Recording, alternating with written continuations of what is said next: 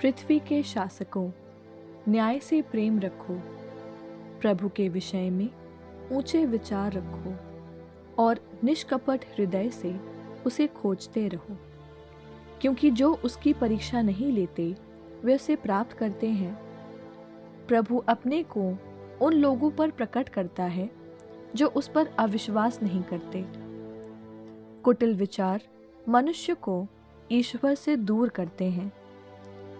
सर्वशक्तिमत्ता उन मूर्खों को पराजित करती है जो उसकी परीक्षा लेते हैं। प्रज्ञा उस आत्मा में प्रवेश नहीं करती जो बुराई की बातें सोचती है, और उस शरीर में निवास नहीं करती जो पाप के अधीन है, क्योंकि शिक्षा प्रदान करने वाला पवित्र आत्मा छल कपट से घृणा करता है। वह मूर्खतापूर्ण विचारों को तुच्छ समझता और अन्याय से अलग रहता है। प्रज्ञा मनुष्य का हित तो चाहती है, किंतु वह ईश निंदक को उसके शब्दों का दंड दिए बिना नहीं छोड़ेगी, क्योंकि ईश्वर मनुष्य के अंतरतम का साक्षी है। वह उसके हृदय की था लेता और उसके मुख के सभी शब्द सुनता है। प्रभु का आत्मा संसार में व्याप्त है। वह सब कुछ को एकता में बांधे रखता है, और मनुष्य जो कुछ कहते हैं वह सब जानता है।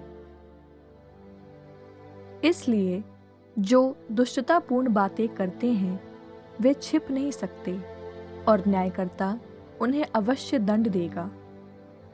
दुष्ट की योजनाओं की जांच की जाएगी और उसके शब्दों की आवाज प्रभु तक पहुंचेगी, जिससे उसे उसके अपराधों का दंड दिया जाए। धर्मोत्साही कान सब कुछ सुनता है, धीमी फुसफुसाहट भी उससे नहीं छिप सकती। इसलिए व्यर्थ फुसफुसाहट से बचते रहो, अपनी जीभ को परनिंदा नहीं करने दो, क्योंकि गुप्त में कही बात व्यर्थ नहीं जाती, और झूठ बोलने वाला मुख आत्मा का विनाश करता है। अपने असंयम से मृत्यु को मत बुलाओ, अपने कर्मों से अपने विनाश का कारण मत बनो। ईश्वर ने मृत्यु नहीं बनाई, वह प्राणियों की मृत्यु से प्रसन्न नहीं होता। उसने सब कुछ की सृष्टि इसलिए की है कि वह अस्तित्व में बना रहे।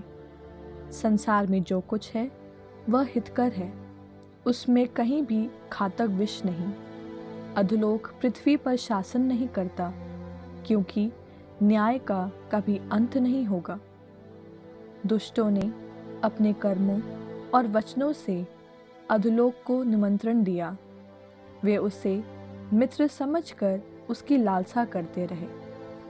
उन्होंने उसके साथ संधि कर ली, इसलिए वे उसके शिकार बनने योग्य हैं।